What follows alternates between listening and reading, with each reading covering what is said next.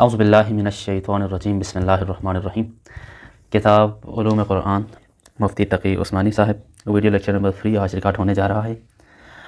ہم نے آج سٹارٹ لینا ہے چیپٹر نمبر 3 قرآن کے 7 حروف۔ سٹارٹ کرتے ہیں خدا کے بابرکت نام سے۔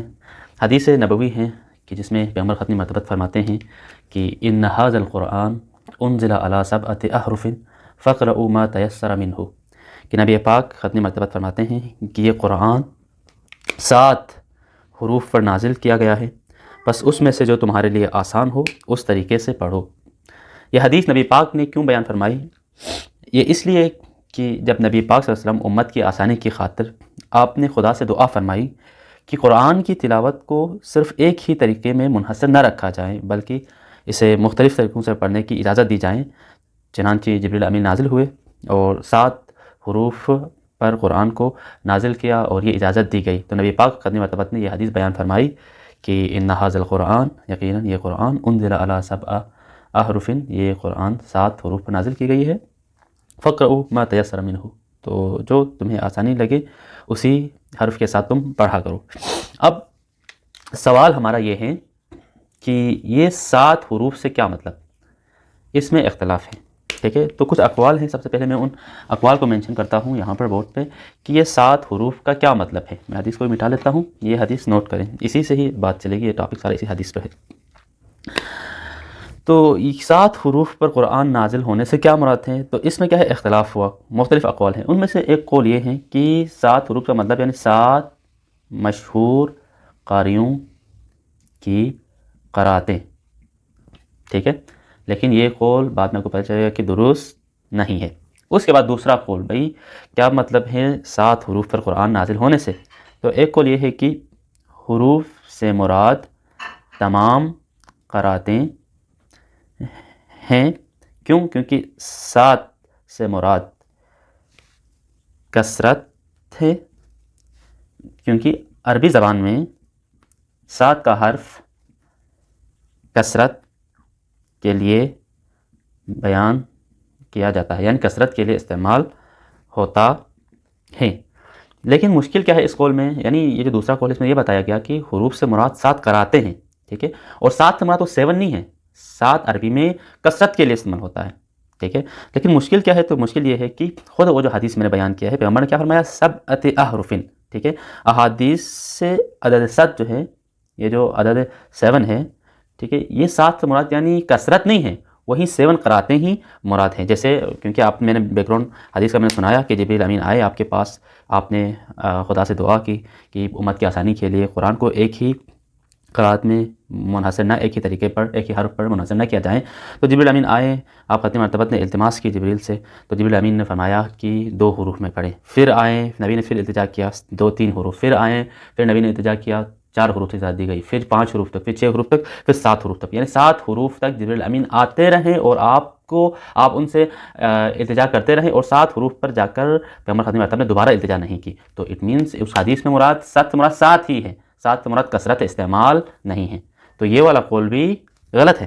اس کے بعد ایک اور قول ہے، تیسرا قول کس کا ہے؟ جریر طبری کا ہے، ٹھیک ہے؟ جریر طبری جنہوں نے تاریخ طبری لکھی ہے، وہ کہتے ہیں کہ 7 حروف سے مراد کیا ہے؟ وہ کہتے ہیں کہ قبائل عرب کی 7 لغات ہیں، ٹھیک ہے؟ یہ ان کا قول ہے، کن کا؟ کیا کہتے ہیں؟ جریر طبری کا۔ وہ کہتے ہیں کہ 7 حروف سے مراد یعنی عرب میں اس وقت 7 قبائل تھے جب قرآن اس کا نزول ہوا تھا اس وقت، اور یہاں 7 سے مراد یعنی 7 لغات ہیں۔ اب یہ 7 قبائل کون کون سے؟ تو انہوں نے نام بھی گنے ہیں، وہ کون کون سے ہیں؟ تو وہ لکھتے ہیں کہ قریش ہے، ٹھیک ہے؟ اس کے بعد بنو حذیل ہیں، اس کے بعد بنو تیم ہیں، اس کے بعد بنو ازد ہیں، پھر بنو ربیعہ ہیں، اور بنو حوازن ہیں، اور آخری جو ہے 7واں سعد بن بکر۔ یہ قبیلے، یہ 7 قبیلے ہیں۔ تو 7 احرف سے مراد یہیں 7 قبیلوں کی لغات ہیں، ٹھیک ہے؟ مثلا ایک لفظ کو اس مطلب قریش والوں نے کوئی اور کہا ہے، مثلا کھانے کے لیے اکلا، ٹھیک ہے؟ فار ایگزامپل میں مثال دے رہا ہوں، تو حذیل والے اس کے لیے کوئی اور ورڈ استعمال کرتے ہیں، یہ لوگ کوئی اور ورڈ استعمال کرتے ہیں، یہ لوگ کوئی اور ورڈ استعمال کرتے ہیں۔ تو اس طرح سے آپ قرآن کے ایک ورڈ کو آپ 7 ان کے مترادفات بنتے ہیں، تو مطلب 7 لغات ممکن ہے یہ بن جائیں، ٹھیک ہے؟ لیکن بدقسمتی سے یہ قول کیا ہے؟ غلط ہے۔ کیوں؟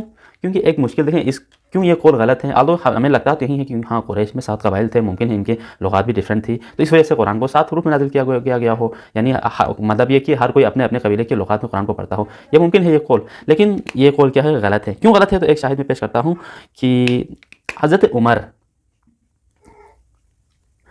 اور کس کے درمیان؟ ہشام، ان کے درمیان کیا ہوئی تھی؟ ایک قرآن کی ایک لغت پر ان دونوں کے درمیان ایک بہت مکالمہ ہے، میں ان کو یہاں بیان نہیں کرتا، ایک بہت بڑا ان کے درمیان کیا ہوا تھا؟ اختلاف ہوا تھا، جبکہ ہشام بھی کس سے ہے؟ قریش سے، عمر بھی قریش سے، ہشام بھی قریش سے ہیں۔ اگر دونوں قریشی ہے تو پھر اختلاف کس بات کی؟ ٹھیک ہے، آپ نے کہا کہ 7 احرف سے مراد 7 قبائل ہیں، تو پھر قبائل کا ہے تو ٹھیک ہے بھائی، ان کے درمیان اختلاف ہو تو ٹھیک ہے، ممکن ہے، ہاں ان کا لغت کچھ اور ہے، ان کا کچھ اور ہے، ان کا کچھ اور ہے، لیکن یہ دونوں تو ایک ہی قبیلے کے ہیں، تو ان دونوں میں تو اختلاف نہیں ہونا چاہیے۔ تو اس بنا پر اور بھی بہت سارے شواہد ہیں، یہ قول بھی بالکل غلط ہے۔ ٹھیک ہے، اوکے، میں اس کو مٹا دیتا ہوں، پھر آگے بڑھتے ہیں۔ اوکے، سو بیان کرتے ہیں ہم 7واں قول۔ قول نمبر 7 ہے، وہ ہے امام طحاوی کا۔ یہ کیا کہتے ہیں کہ یہ جو 7 حروف پر قرآن نازل ہوئی ہے، اس کا کیا مطلب ہے؟ تو وہ کہتے ہیں امام طحاوی، وہ کہتے ہیں کہ اچھا، اس سے پہلے ایک اور بات آپ کو بتانا میں بھول گیا کہ قرآن کی ایک آیت ہے، وَمَا أَرْسَلْنَا مِن رَسُولٍ إِلَّا بِلِسَانِهِ، یعنی ہم نے نہیں بھیجا کوئی رسول مگر کہ اس قوم کی زبان میں۔ ٹھیک ہے، تو آپ ختم مرتبہ قریشی تھے، تو قرآن بھی صرف قریش کی لغت میں ہی نازل ہونا چاہیے، یہ آپ ذہن میں رہیں۔ تو باقی یہ جو میں نے ابھی کہا تھا کہ 7 احرف سے مراد جو جریر تبری نے جو قول بیان کیا ہے وہ 7 قبائل کی لغت ہے، تو 7 قبائل کی لغت ہو ہی نہیں سکتی، کیونکہ قرآن فرماتا ہے کہ نبی جس قوم کا ہوگا، جس قبیلے کا ہوگا، جس قبیلے کی زبان ہوگی، اس نبی کا قرآن بھی اسی میں ہی ہوگا۔ تو یہ بات تو اتھینٹک ہے کہ قرآن قریش کی زبان میں ہی نازل ہوا ہے، کیونکہ قرآن فرماتا ہے وما ارسلنا من رسول، ہم نے کوئی رسول نہیں بھیجا مگر کہ بلسان قومہ، مگر کہ وہ اسی قوم کی زبان میں ہی اس نے اس پر کتاب نازل کی ہے۔ تو قرآن جو نازل ہوا ہے وہ تو قریش کی ہے، تو جب قریش کی ہی زبان میں نبی ہی قریش سے ہی آئے ہیں، قریش قبیلے سے، زبان بھی قریشی ہے، تو قرآن بھی قریش کی زبان میں ہی نازل ہوئی ہے اس قرآن آیت کے مطابق، تو باقی 7 قبیلے کے مترادفات کا کوئی معنی ہی نہیں رکھتا۔ اچھا، اب بات کرتے ہیں یہ جو امام طحاوی کا قول ہے، یہ کہتے ہیں کہ سب احرف کا تھا نا، احرف سے مراد وہ کہتے ہیں، احرف سے مراد وہ کہتے ہیں کہ مرادفات ہیں۔ ٹھیک ہے، مثلا ایک لفظ کے ساتھ آپ کئی بھی مطلب ایک لفظ ہے، مثلا جو میں نے پہلے بھی کہا تھا، مثلا اکلا، ٹھیک ہے، اکلا مت کہتے ہیں کھانا، ٹھیک ہے، یا سجدہ یعنی سجدہ یعنی سجدہ کرنا، ٹھیک ہے۔ اب آپ اس کو دیکھیں تو اس کے بہت سارے مرادفات بن سکتے ہیں، تو مثلا سجدہ کے مطلب 7 مرادفات مراد ہیں، تو یعنی وہ یہی کہتے ہیں کہ احرف سے مراد مرادفات ہیں، ٹھیک ہے، جو ایک لفظ کے لیے 7 تک ممکن ہے، تو یہ ان کا قول ہے امام طحاوی کا۔ تو اور کہتے ہیں کہ اسی قول کے بارے میں کہ احرف سے مراد مرادفات ہیں، ٹھیک ہے، جو ایک لفظ کے ساتھ یعنی 7 تک مرادفات ہو سکتے ہیں۔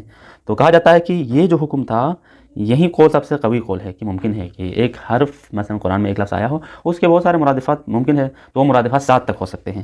تو اور وہ کہتے ہیں کہ یہ حکم ابتدائی لوگوں کے لیے تھا، آپ ختم مرتبہ نے اپنے عرصہ اخیرہ میں جب رمضان میں جبریل امین آپ پر نازل ہوئے اور قرآن کا جو دورہ کروایا، 2 دفعہ آپ کو دورہ کروایا، اس موقع پر آپ ختم مرتبہ نے ان مرادفات کے ساتھ پڑھنے کی جو اجازت تھی وہ ختم کر دی۔ تو یہ قول امام طحاوی کا جو ہے، یعنی 7 احرف سے مراد یعنی قرآن کے ایک حرف کے 7 تک مرادفات ہونا ممکن ہے، یہ قول کیا ہے؟ تھوڑا قوی ہے، ٹھیک ہے۔ اچھا، تو 7 حروف سے مراد کیا ہوا؟ 7 حروف سے مراد قراءت کے وہ اختلاف جو 7 نوعیتوں میں منحصر ہے، اور یہ جو 7 مطلب ایک حرف کے 7 مرادفات ہونے کا یہ جو قول ہیں، یہ کیا ہے؟ یہ استقراء کی بنیاد پر ہے، ٹھیک ہے، استقراء کی بنیاد پر۔ استقراء کا مطلب کیا ہے؟ مطلب آپ نے قریہ جا کے، گاؤں جا کے آپ نے دیکھا تو بھئی اس قبیلے میں یا اس قبیلے میں یا فلان قبیلے میں سب کو ملا کے مطلب ایک حرف کے 7 تک مرادفات ممکن ہے، تو اس بنیاد پر کہا کہ یہاں احرف سے مراد وہ مرادفات ہیں جو کہ 7 تک ممکن ہے۔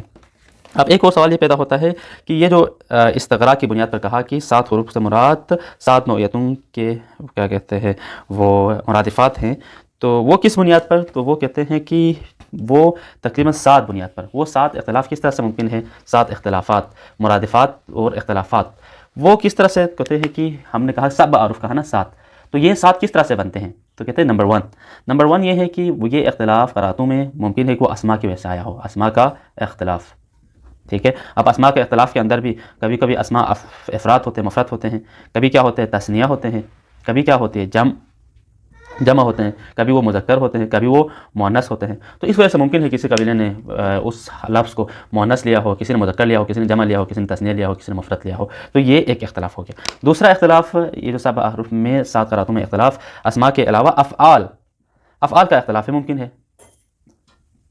ٹھیک ہے، افعال کا بھی اختلاف. مثلا کیسے؟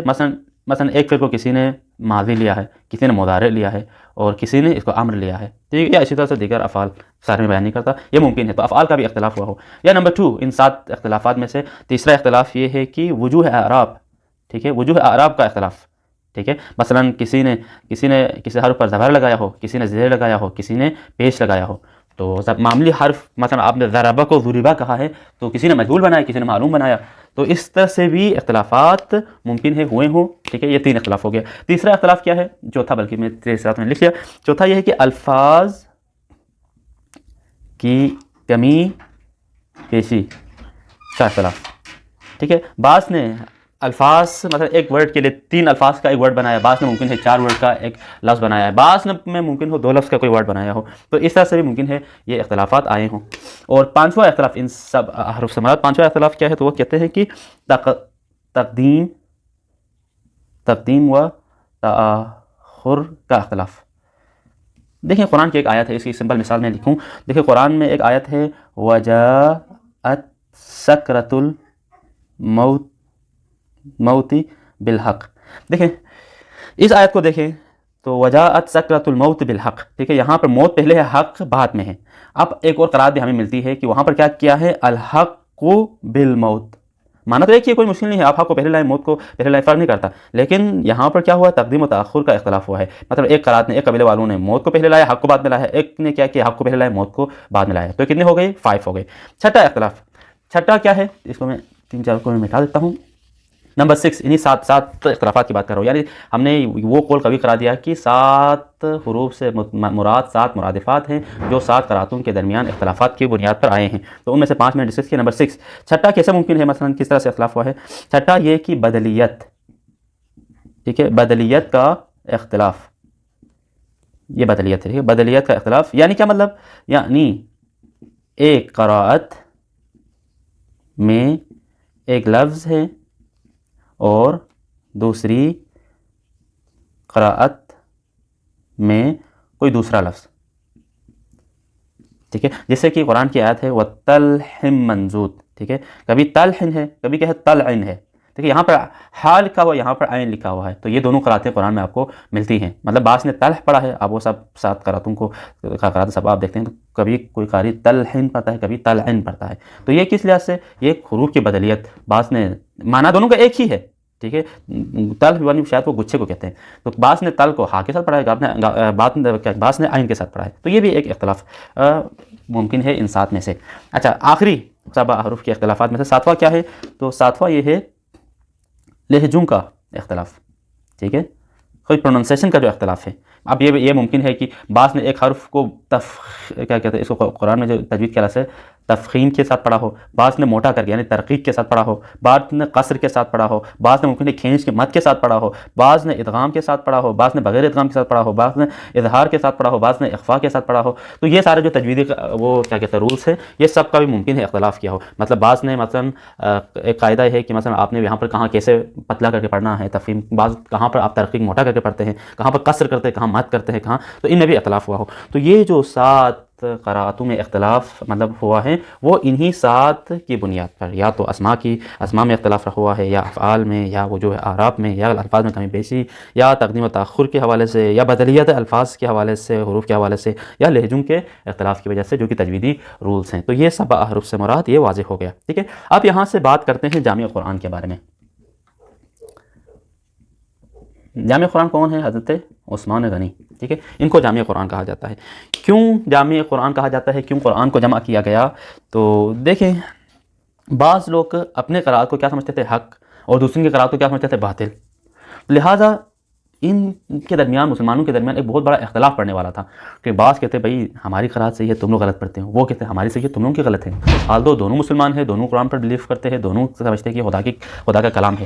لیکن اس کلام الہی میں بہت بڑا فتنہ برپا ہونا شروع ہو گیا کہ نعوذ باللہ اس حد تک کہ جو لوگ ایک قبیلے کی قرات کو قبول نہیں کرتے، اپنی قرات اپناتے ہیں، پہلا قبیلہ والا دوسرے کو صحیح نہیں سمجھتا، دوسرا پہلے والے کو صحیح نہیں سمجھتا۔ اسی طرح سے احکام کے عمل کرنے میں بھی ایک دوسرے کو صحیح نہیں سمجھتے تھے، کیونکہ قراتیں مختلف ہوا تو معنی بھی تھوڑا سا چینجنگ آ جاتا، تو رولز بھی چینجنگ ہوتے تھے، تو اس میں بہت بڑا اختلاف رونما ہونے لگا، اور یہ خطرہ حضرت عثمان نے کیا محسوس کیا اس کتاب کے مطابق، ٹھیک ہے۔